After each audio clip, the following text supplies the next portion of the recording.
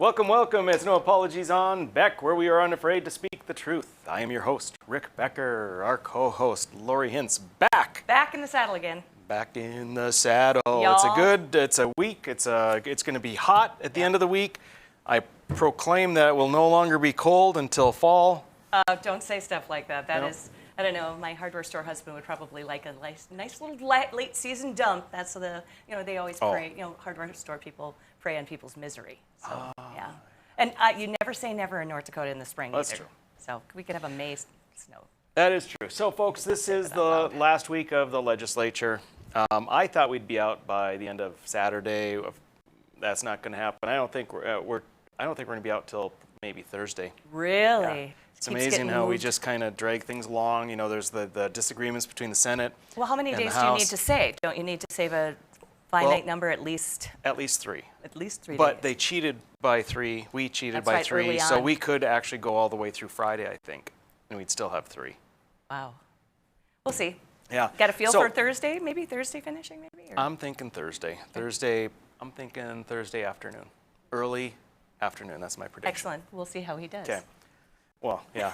I already failed because I had predicted Saturday. So anyway, I want to talk about a few things. There are a couple of bills coming up. One of them, so we talked about cronyism last week, and we are going to be talking about that again tomorrow, because by tomorrow I should have some updates for you. All right. Including whether the Jamestown amusement park, Buffalo-themed amusement park, is still in or is it out.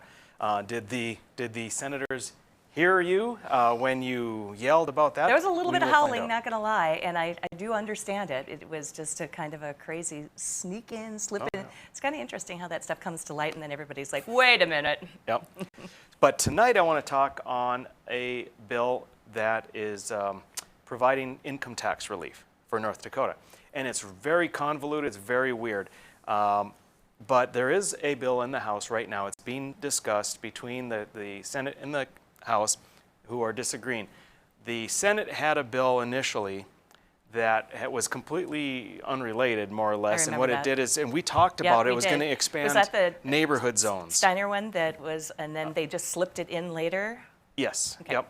So they were going to create neighborhood zones, and then that turned out to be a bad idea, which we said that on the show. But in the House then, they used it as a vehicle and did a Hog House amendment to change it into a bill that gives income tax relief to the citizens of North Dakota. But now we're in a big debate. So I want to talk about income tax for this in the next segment. Okay. Income tax relief.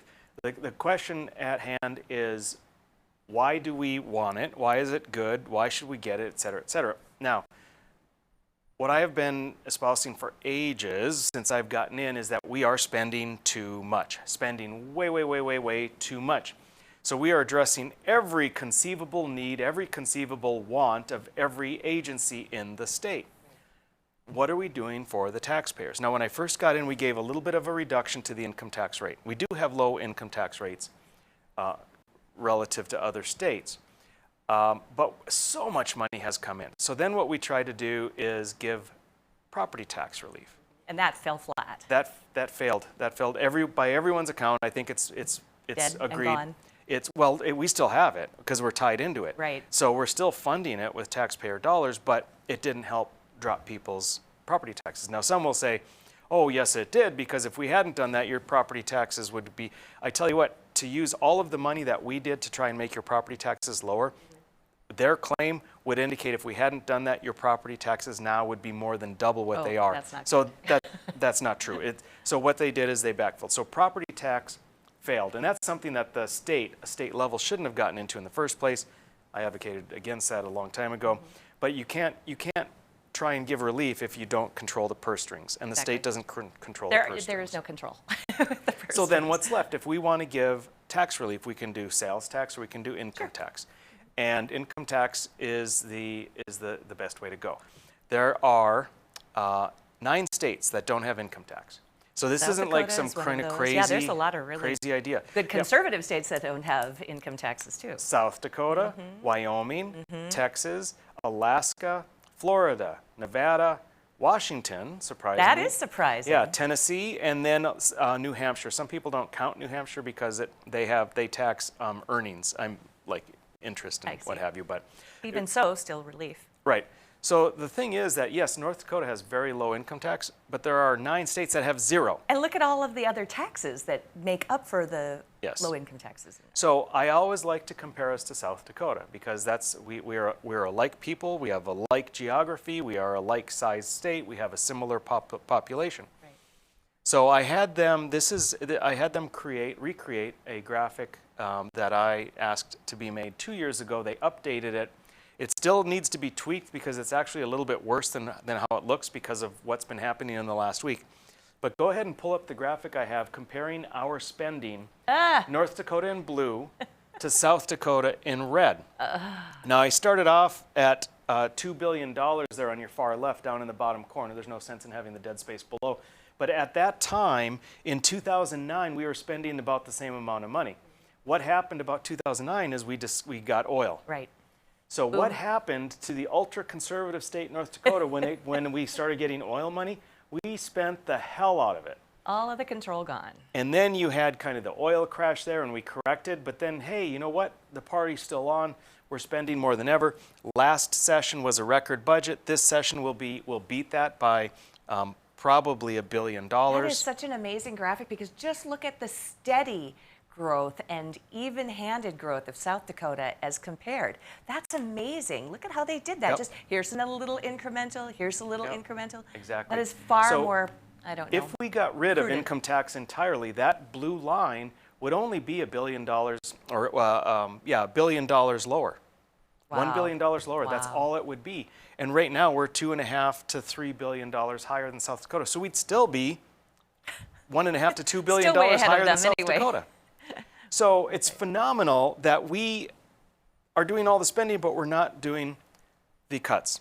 So last session we had a bill that would have, Representative Headland brought it up, and it would have taken legacy fund earnings to basically buy down the income tax. So over time we would have gone to a 0% tax rate. Exciting. So I want you to pull up that next graphic, the House vote. You'll see here his bill, this is from 2019. It got 61 votes in the House. And that was to give people significant income tax relief. All right? Passed. Yes. So now I want to show you a video clip. This is what happened on the floor of the Senate when we sent it over to the Senate for them to vote on. We've got a short clip here. Was this in 2019 as well? This is 2019. Mr. President, House Bill 1530 creates a new fund in the state Treasury called the Legacy Income Tax Rate Reduction Fund, into which earnings from the Legacy Fund are deposited for the purpose of funding income tax rate reductions. About half of the Legacy Fund earnings would be put into this fund, and if the dollar amount in this fund was over $50 million, a rate would be calculated to reduce our income tax rates, and then that would be publicized in the newspaper, and the public would learn about the income tax rate reductions because of the existence of dollars in this fund. If the fund grows large enough, the income tax rates would be reduced to 0, and our income tax would be repealed. We had a very good hearing on this bill, Mr. President, and it is a well thought out bill with very good policy implemented in it with the best of intentions, Mr. President. But as we've heard in this chamber before, we have a pretty strong history of a three-legged stool, tax stool here in the state of North Dakota. We also already have very low rates on our income tax. We've lowered them in my time here in the legislature, and even though the rates are low, what having an income tax does is allows for everyone to have just a little bit of skin in the game when it comes to government and government-funded services. It also keeps us from being too reliant on one industry, Mr. President.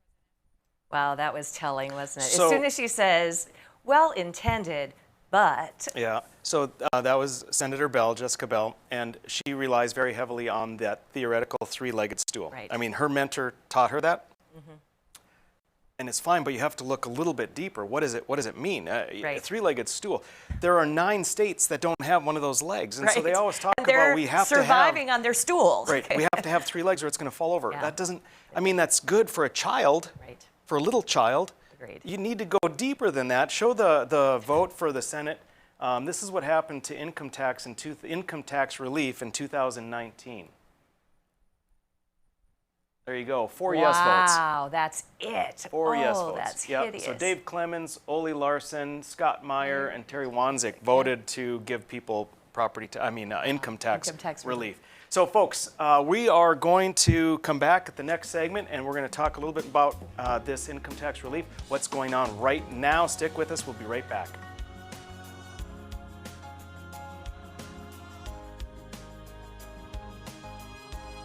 When you can't find answers to your recurring health challenges, it can feel like your health and your future are being held hostage. The Wellness Way is a network of health restoration clinics that think and act differently to solve the health challenges others can't. Here, we disrupt the standard approach to care through a combination of testing, individual plans, and one-on-one guidance, putting your health and your future where they belong, in your own hands. 40 years ago, Aero Service Team started with 1 truck and lots of hard work. Times may have changed, but the hard work that we put in to get your lives back in order after fire, water, and disaster hasn't. Over the years, we've seen so many families lose their belongings due to water and fire damage. Restoring homes back to the original state has made every hour of hard work well worth it. Thank you for trusting our family with yours. When disaster strikes, you only have to make one call. Aero Service Team does it all. It's every American's right to bear arms. At Mandan Sporting Goods, we're here to help you support your Second Amendment rights, which reads, a well-regulated militia being necessary to the security of a free state, the right of the people to keep and bear arms shall not be infringed. Whether you're looking for a pistol for personal defense or collector gun, we have the staff to help you. We also have the area's largest inventory of ammo and reloading supplies. Mandan Sporting Goods, the area's local gun and ammo specialists. 40 years ago, Aero Service Team started with 1 truck and lots of hard work. Times may have changed, but the hard work that we put in to get your lives back in order after fire, water, and disaster hasn't. Over the years, we've seen so many families lose their belongings due to water and fire damage. Restoring homes back to the original state has made every hour of hard work well worth it. Thank you for trusting our family with yours. When disaster strikes, you only have to make one call. Aero Service Team does it all. Every great pizza has a secret. At New York To Go, that secret lies in our perfectly recreated New York water, the key ingredient to making our signature New York-style pizza. We also feature gyros, with the region's only gyro meat spit, plus Nathan's hot dogs, calzones, and our delicious jumbo buffalo wings. Try a 14-inch or our special giant 20-inch pizza tonight. You gotta know how to fold them if you want to hold them. New York To Go, we deliver for you. Hey Bucks fans, if you're planning an outing, birthday, or employee appreciation night, then bring your group out to the Buck Stop for a night of fast-paced, high-scoring football. Your group will receive discounted tickets, options for reserved seating, scoreboard messages, VIP services, swag, and a space to gather during the game. You can also participate in pre-game ceremonies, halftime entertainment, in-game contests, and more. Call 701-595-0771 or visit bismarckbucks.com/tickets. All GA is first come, first serve. We'll see you on the turf. Go Bucks!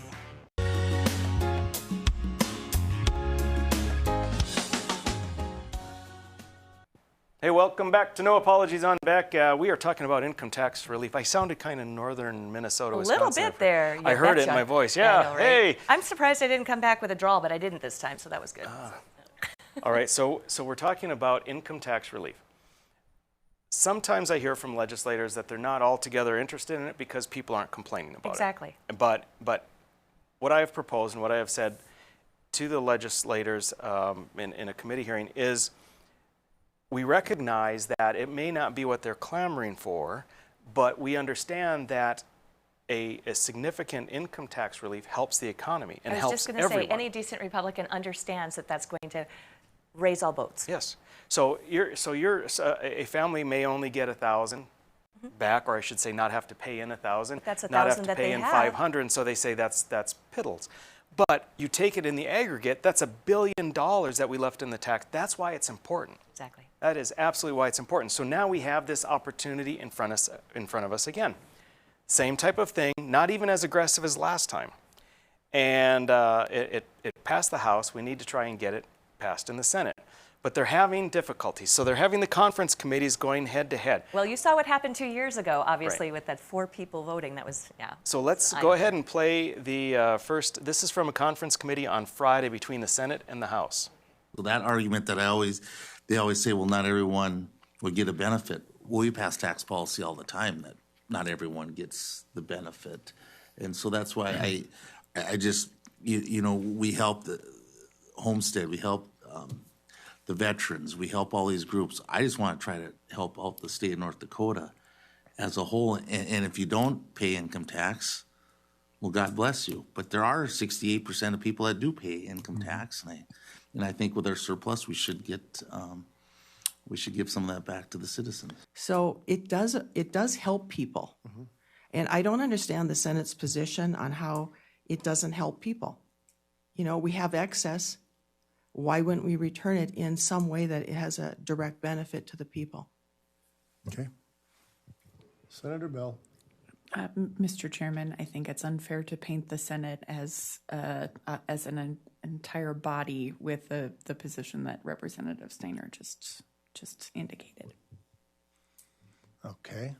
Mr. Chairman, I would agree. I think that is unfair. The 4 people that voted for tax relief in the Senate last session should be recognized. 4 people? Representative Hedlund, that was savage. That was Wasn't actually that savage. amazing? That was subtle, but it was savage. Well, and it was He's not wrong. accurate. It was accurate. Let's pull up the bill itself here. I just want to show people what we're looking at. So again, it started off as something else. It was Hog House, we call it, where they just got rid of everything in the bill and added something new to it. Because in the House, we recognized that we're spending like crazy. We need to give some type of relief to the citizens of North Dakota. Even at the 11th hour, at least something. Yeah, something. So in there it says the reductions to the individual income tax rates and corporate income tax rates must be applied equally to all tax brackets for each tax. So it's not going to be just the richy rich that benefit. The tax commissioner shall calculate the reduced individual income tax rates and corporate income tax rates until the rates are reduced to zero. Hallelujah. I like zero. Zero is good. You're right. You know those states we talked about in the first segment, the other 9 states. Right. As far as a state business tax climate, which means that's an indicator of whether a business wants to go to that state, because we're trying to diversify, Don't you remember right? what happened with South Dakota when they got rid of their income tax? All of a sudden, everything flocked to South Dakota. State business tax climate. Wyoming, no income tax, they're number 1. There you go. South Dakota, no income tax, they're number 2. Alaska, no income tax, they're number 3. Florida, no income tax, they're number 4. It's coincidence. New Hampshire, no income tax, they're number 6. Nevada, no income tax, they're number 7. Texas, no income tax, they're number 13. North Dakota's number 16. And then the other 2 are right behind North Dakota. So they are the best business climate in the United States with that 2-legged stool. How are they standing, folks? How are they standing? Come on, Senate. Watch and learn. I don't know. So I've got one little video clip. I was really hoping today we would get resolution. You want to talk about what that bill number is so people can put it on their radar? 2139. 2139. Senate Bill 2139. If Get you're it on going to the call radar. your senators, you got to do it probably tonight or tomorrow, because anyway. So today there was a conference committee. I was hoping they could come to agreement. Whew, it is cold. It is ice cold in there, baby. Let's go ahead and roll that video.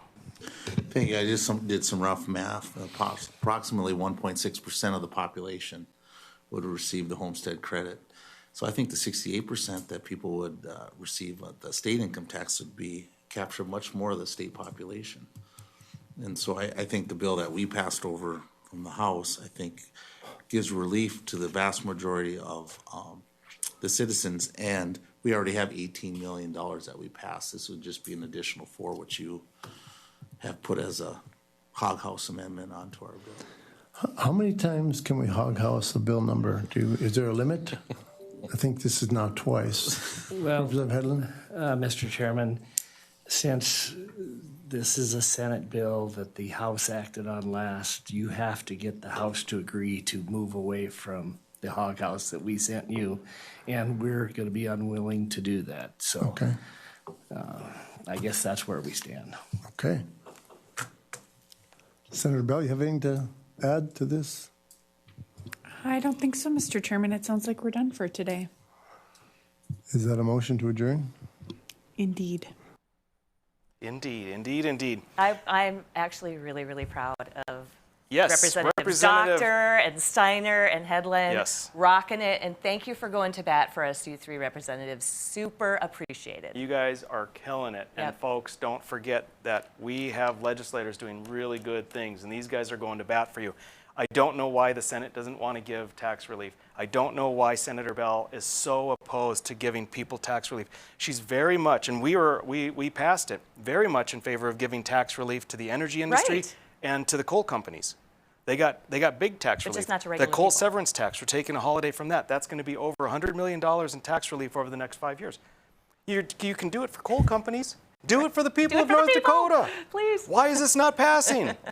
Well, it's good to get people Unbelievable. aware of that. That's good. All right, next up, go for it. I'm very excited. We're going to have North Dakota State Auditor Josh Gallion in the House next.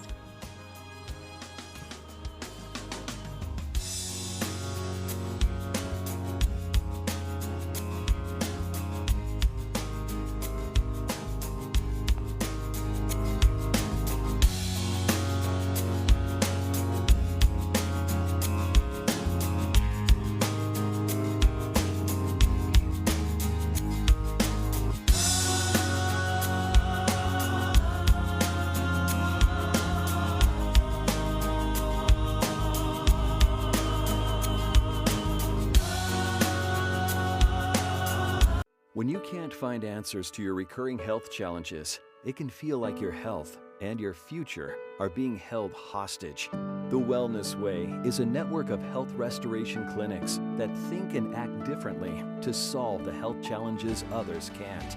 Here, we disrupt the standard approach to care through a combination of testing, individual plans, and one-on-one guidance, putting your health and your future where they belong, in your own hands. 40 years ago, Aero Service Team started with one truck and lots of hard work. Times may have changed, but the hard work that we put in to get your lives back in order after fire, water, and disaster hasn't. Over the years, we've seen so many families lose their belongings due to water and fire damage.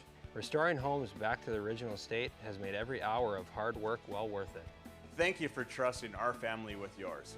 When disaster strikes, you only have to make one call. Aero Service Team does it all.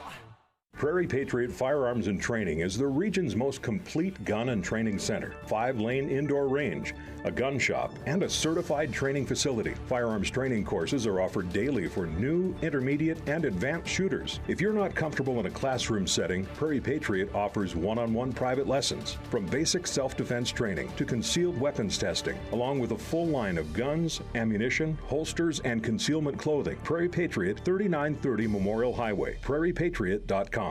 40 years ago, Aero Service Team started with one truck and lots of hard work. Times may have changed, but the hard work that we put in to get your lives back in order after fire, water, and disaster hasn't. Over the years, we've seen so many families lose their belongings due to water and fire damage. Restoring homes back to the original state has made every hour of hard work well worth it. Thank you for trusting our family with yours. When disaster strikes, you only have to make one call. Aero Service Team does it all. Every great pizza has a secret. At New York To Go, that secret lies in our perfectly recreated New York water, the key ingredient to making our signature New York-style pizza.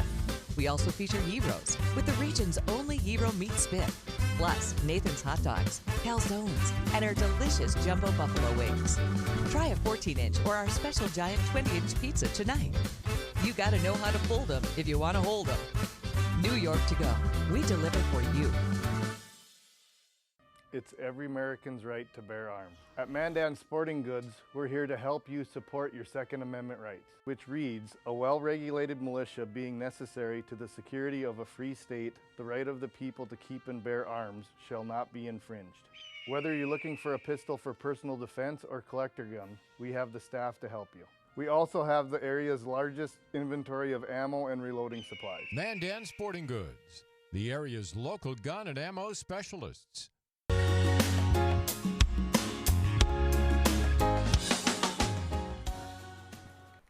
Welcome back. It's No Apologies on Beck, your after-hours oasis of sanity. I'm your host, Rick Becker, our co-host, Lori Hintz, and our esteemed guest, State Auditor Josh Gallion, in the house. Very happy to be back. You've been here in the house. before? You were like just moments ago at a meeting at the Capitol. Yes, I think we just cleaned up or finished the budget bill for the auditor's office. Nice. I never imagined we'd go this late into session, but as I've heard many people say, the auditor's office, we are small but mighty. So I guess it takes a little extra work to tackle that. Interesting. Well, we're going to talk about the budget in the next session. Okay. We've got more of the juicy stuff to talk about first.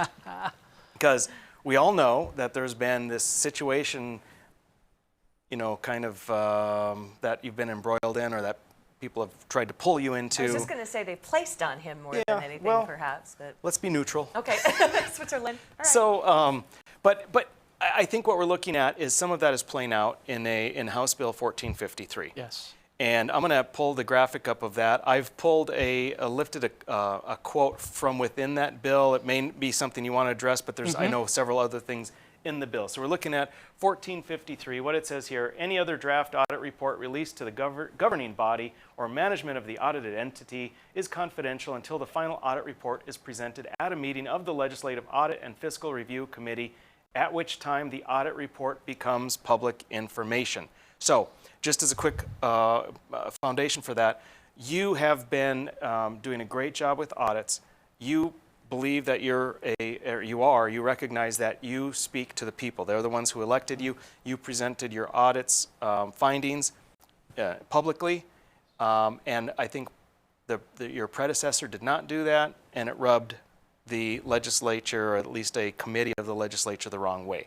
Do I have that right? And if so, then follow that through for us. May I just say, I get those reports from you, and I appreciate them as a citizen and as a taxpayer. So I just want you to know that as just an individual, that's a big deal for me to know what's going on, because otherwise it's shielded and it's back behind closed doors. Now, everybody should know that they go to our website and sign up to get those newsletters. And all of that email, we communicate to everybody equally. And that's always been my position from day one. And yes, from my predecessor to me, I believe in proactive communication. Now, some of the discussion out there is, you know, my predecessor didn't release these reports. Well, he would put them on the website. They were public records the minute the state auditor signs them. Right. What I do is I sign them and I give them to the communications team, who tries to put those in the hands of the people where they're at. We don't just put them on our website. We email them. We have press releases. We're on social media. We're on LinkedIn. I believe my job is to make sure that the citizens of North Dakota understand how their government is spending their money. And a lot of that happens through the auditing process. We're constantly reviewing material. And yes, I want to make sure I put it in their hands so that they're informed. I believe our form of government requires an informed and engaged citizen. I will tell you, too, that I'm not a big LinkedIn person usually, but I do follow the auditor's office on LinkedIn, and it has great stuff there. Just you profile the people in your office, you talk about them and what they're doing, and you have such a great atmosphere in your office, too. People who are interested can totally follow them on LinkedIn and find out all about the auditor's office, which is so interesting. Trying to create an organization where people, they understand what their purpose, and yes, they love coming to the office, and that's what we've really tried to create. It's very important to us. You can go look at our culture book and what's important, our values, our mission. All of that, we try to make sure that when we hire people, the goal is to hire good people. We can train them to be auditors, but I want good people working in that office. I believe good people will always find a way to get the job done. Sounds like a winning philosophy to me. So back to 1453 with great kumbaya moment. Thank you. Yes. Thank you, Lori. 1453. Wonderful. What? Where is it at? What's it mean to you? What are you concerned about with regard to this bill? This one has been a roller coaster. When this was first introduced, and it was introduced by the majority leaders in the House and the Senate, it's a bill that they've pushed. From the very initial stages, it was essentially going to redo the auditing function for the auditor's office. And so we've been able to work with them. And just to give a little background, what they were trying to accomplish is switch everything to financial statement audits. And a lot of people might think, well, doesn't seem to be a big deal until you realize state agencies don't have financial statements. So then they'd have to go create those statements to then be audited. Because currently we follow performance auditing standards. The state's financial statement audit is a culmination of all of those agencies' financials up to OMB, where we audit the annual comprehensive financial report. Those are the state's financial statements. And so it would be redundant. It'd be a lot of work. I think our fiscal note was around $5 million to try to make that conversion. Thankfully, working with the House committee on the first side, we were able to make a lot of those changes. And we actually inserted, I think, a lot of great things into this bill. One of them is whistleblower protection. That is something that I've talked to staff in the auditor's office that we have been talking about for decades.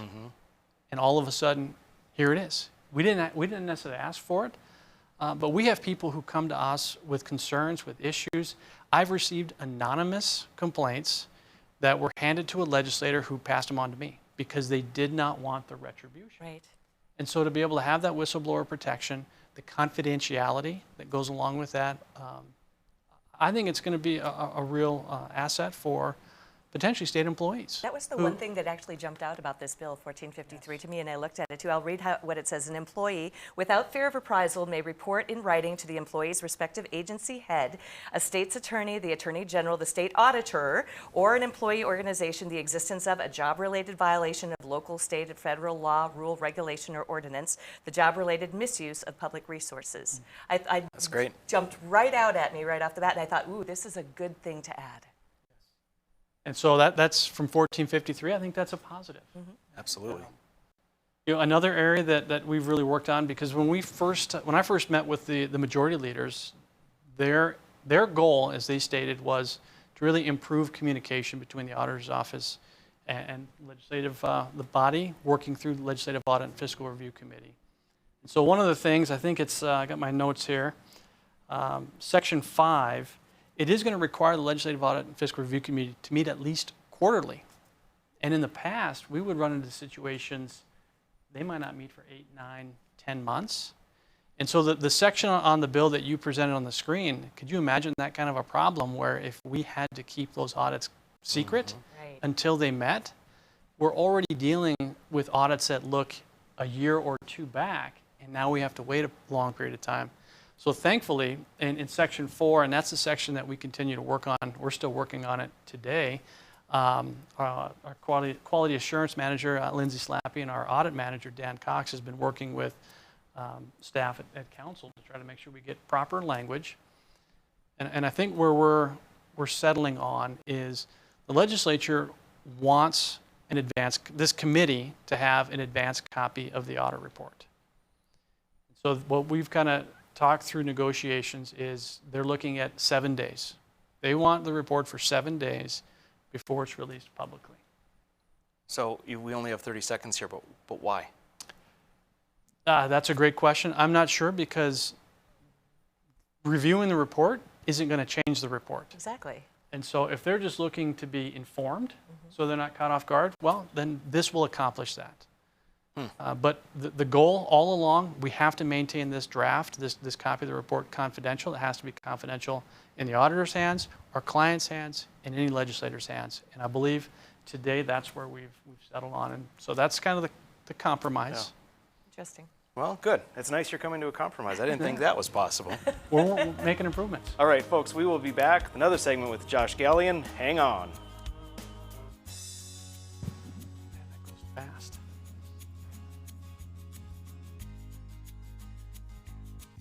We're the ladies of Another View, bringing you a fresh view on local issues. And different perspectives you won't get on the mainstream media. Watch us weekday afternoons at 4:30 Central Time on Beck News and at beck.news.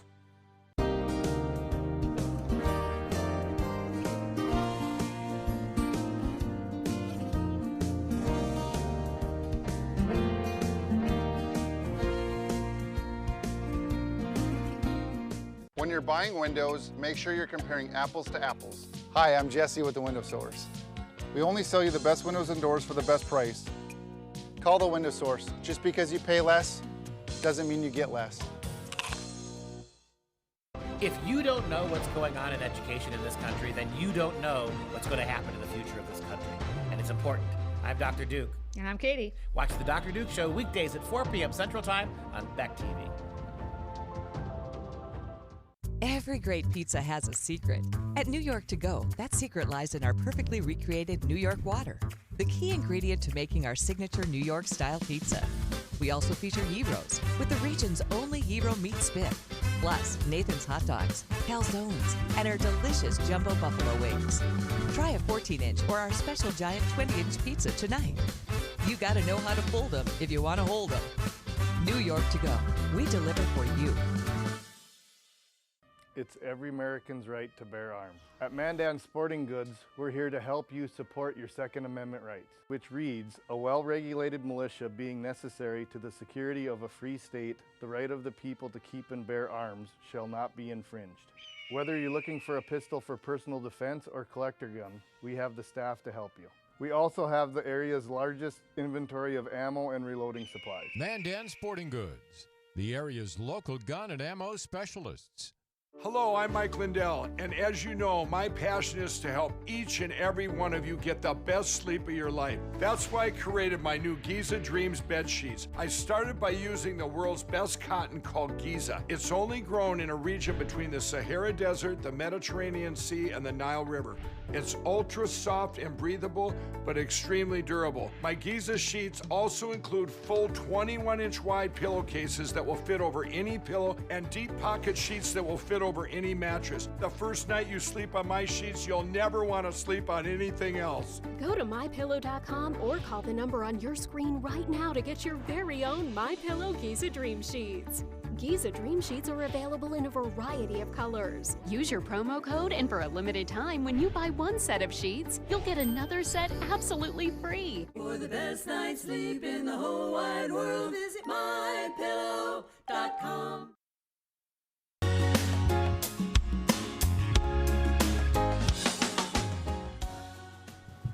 Hello, it's us. No We're back. apologies. I was thinking of, is it hello, God, it's me, Margaret. Oh, I was thinking, hello, it's me, Todd Rundgren. Sorry. All right, so we're back, and it's Josh Gallion still with us. For some reason, he decided not to run away as fast as he could.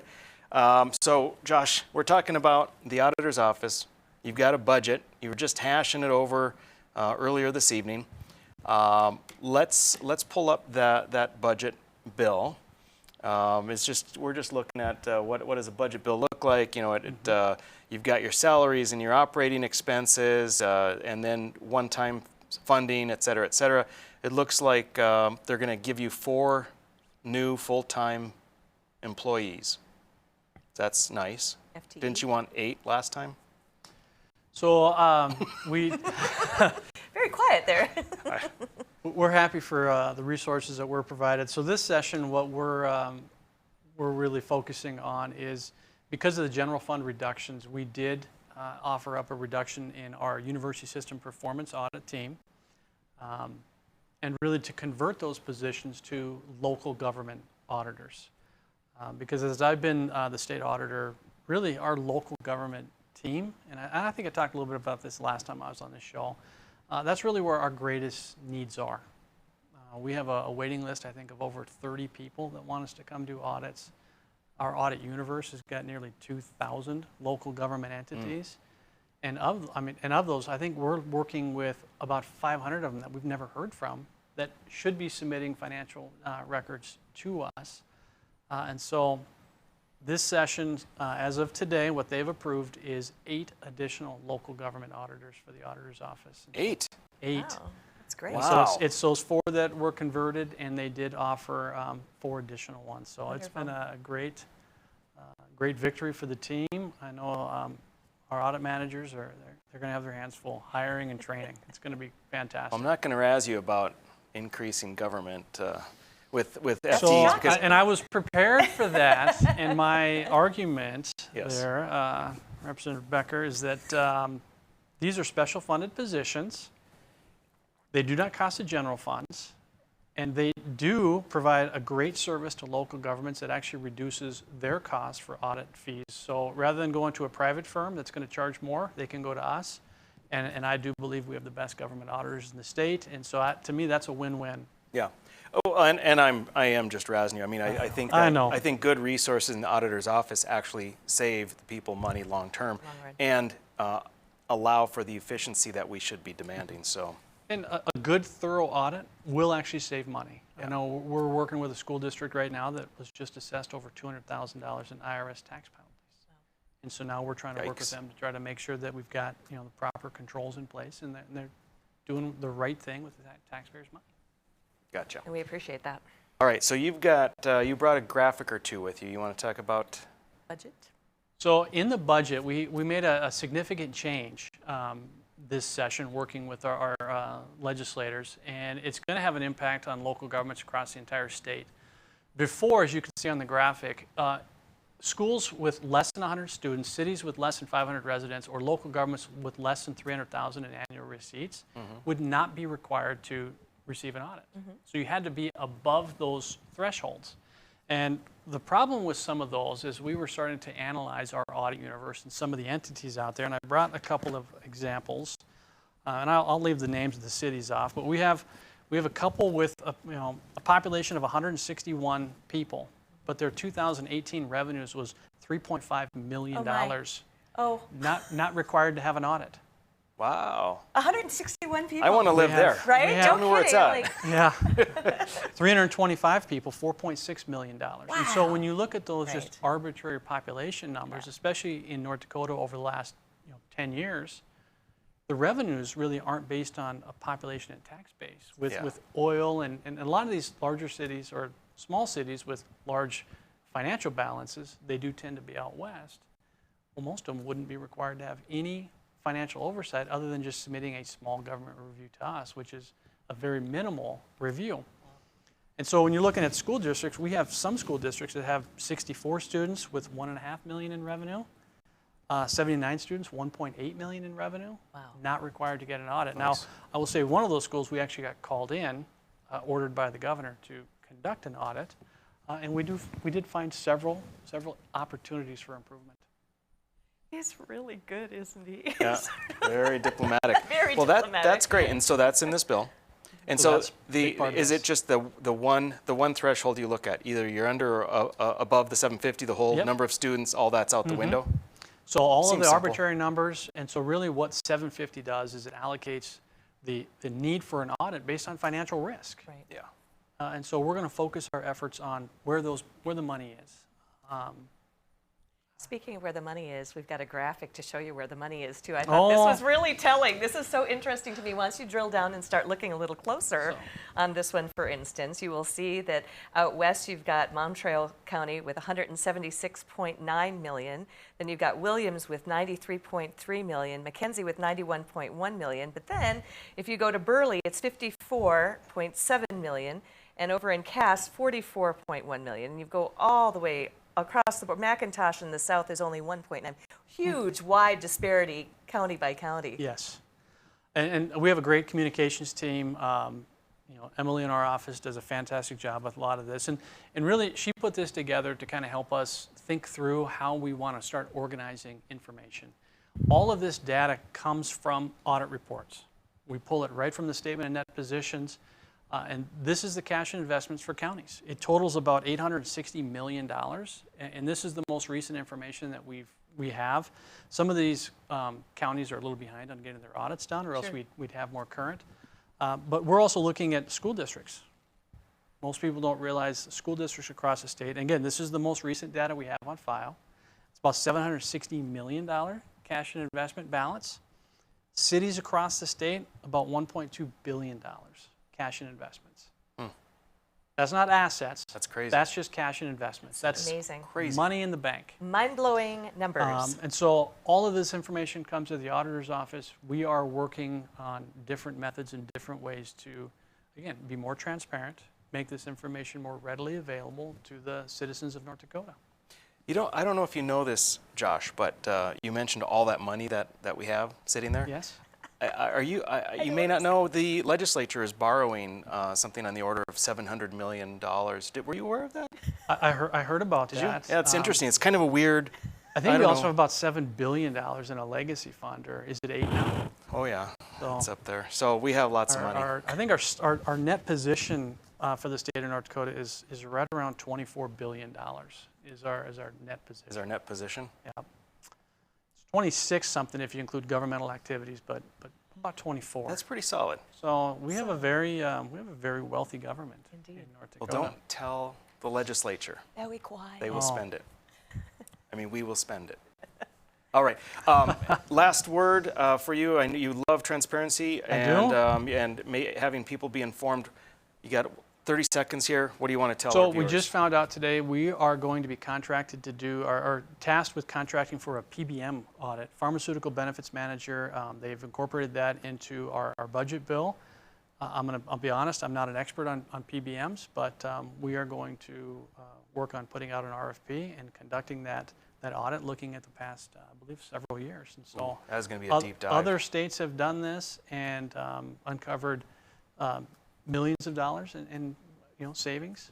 Right. Some of these prescription drug benefits. So yeah, that's it'll be interesting. We'll very see how good. that pans out. But thank you again for coming. We really appreciate your transparency. I like it. Yeah, absolutely. Thanks a lot, Josh. Thank you. All right, folks, hang with us. Next up, we are going to be talking about one of Joseph Robinette Biden Jr.'s cabinet picks, Janet Yellen. You may have heard of her before. Stick with us.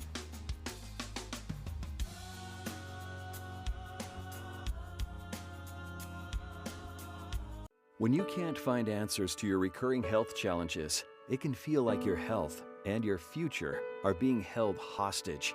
The Wellness Way is a network of health restoration clinics that think and act differently to solve the health challenges others can't. Here, we disrupt the standard approach to care through a combination of testing, individual plans, and one-on-one guidance, putting your health and your future where they belong, in your own hands. 40 years ago, Aero Service Team started with one truck and lots of hard work. Times may have changed, but the hard work that we put in to get your lives back in order after fire, water, and disaster hasn't. Over the years, we've seen so many families lose their belongings due to water and fire damage. Restoring homes back to the original state has made every hour of hard work well worth it. Thank you for trusting our family with yours.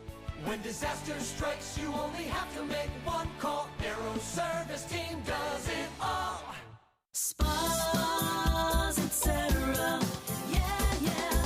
You've come to know and trust us for over 18 years with the largest selection and showroom in Western North Dakota for our beautiful Sundance spas. Plus, you can pick out your next home experience with our selection of pool tables, shuffleboards, and fun accessories. Spas, etc. Your relaxation destination on Main and Bismarck. 40 years ago, Aero Service Team started with one truck and lots of hard work. Times may have changed, but the hard work that we put in to get your lives back in order after fire, water, and disaster hasn't. Over the years, we've seen so many families lose their belongings due to water and fire damage. Restoring homes back to the original state has made every hour of hard work well worth it. Thank you for trusting our family with yours. When disaster strikes, you only have to make one call. Aero Service Team does it all. Every great pizza has a secret. At New York To Go, that secret lies in our perfectly recreated New York water, the key ingredient to making our signature New York-style pizza. We also feature gyros, with the region's only gyro meat spit, plus Nathan's hot dogs, calzones, and our delicious jumbo buffalo wings. Try a 14-inch or our special giant 20-inch pizza tonight. You gotta know how to fold them if you want to hold them. New York To Go, we deliver for you. It's every American's right to bear arms. At Mandan Sporting Goods, we're here to help you support your Second Amendment rights, which reads, a well-regulated militia being necessary to the security of a free state, the right of the people to keep and bear arms shall not be infringed. Whether you're looking for a pistol for personal defense or collector gun, we have the staff to help you. We also have the area's largest inventory of ammo and reloading supplies. Mandan Sporting Goods, the area's local gun and ammo specialists.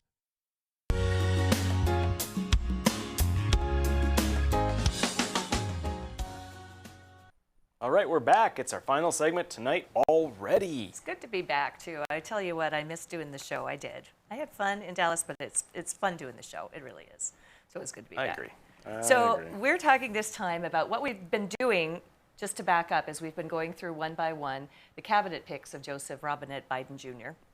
And we're on number 4 this time, and this one is Janet L. Yellen, Treasury Secretary. She's 74 years old. There's a picture of her. She has a degree in economics. She earned that at Brown University in 1967. She was summa cum laude and Phi Beta Kappa. And she has a master's and PhD in economics from Yale. But she also, Nobel laureate James Tobin, an enthusiastic Keynesian, and this is the thing that they call her is Keynesian, and that is not a good thing. If you have heard about economics and this type of economics, you know that that is not a good thing. Deficit spending and exploding national debt, and she has all of those things under her belt. Yep. It's not a good thing. So let's go through with his cabinet picks. We're going through what they have in the private sector, kind of like the quasi-private public, and then government. And you know, you're seeing a theme with these picks. She doesn't really have anything in the private sector. Exactly. As far as government or quasi-government, she was a professor of economics at Harvard, which is impressive. But then really most of it is, well, a few professorships.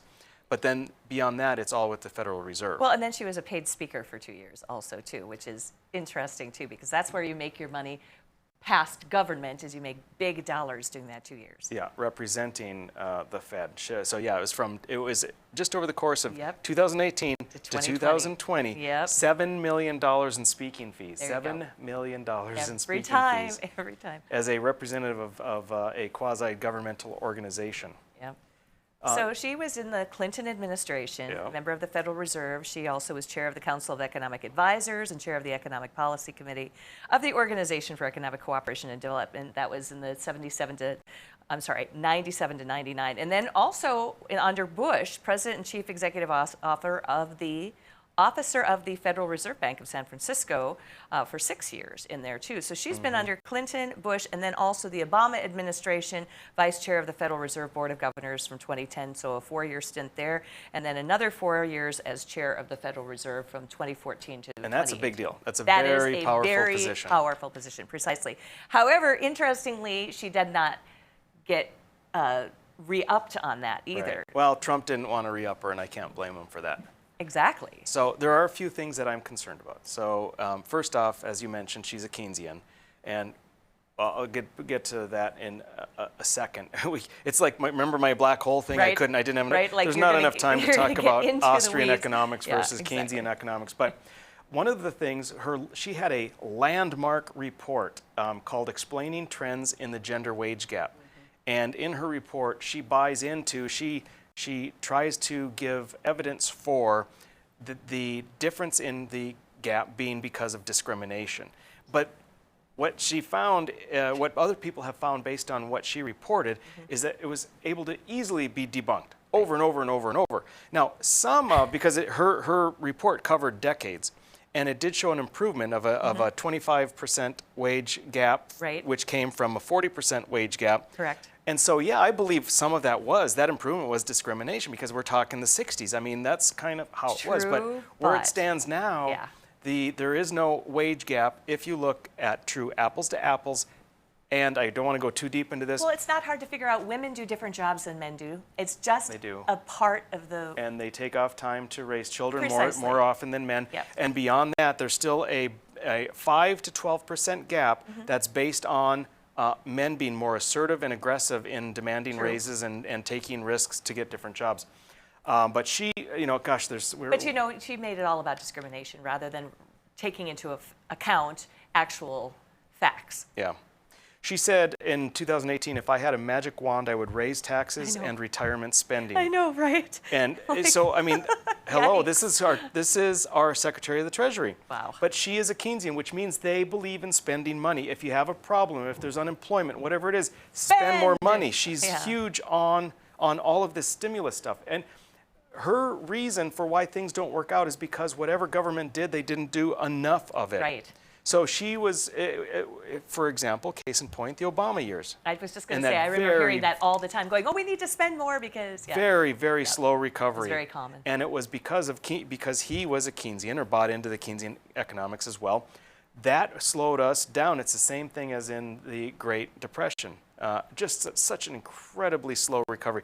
So she is buying into that, and my concern is that we may very well be in a situation in which her beliefs, her program, is going to cause us great harm. Agreed. So I am just really I'm concerned about that too.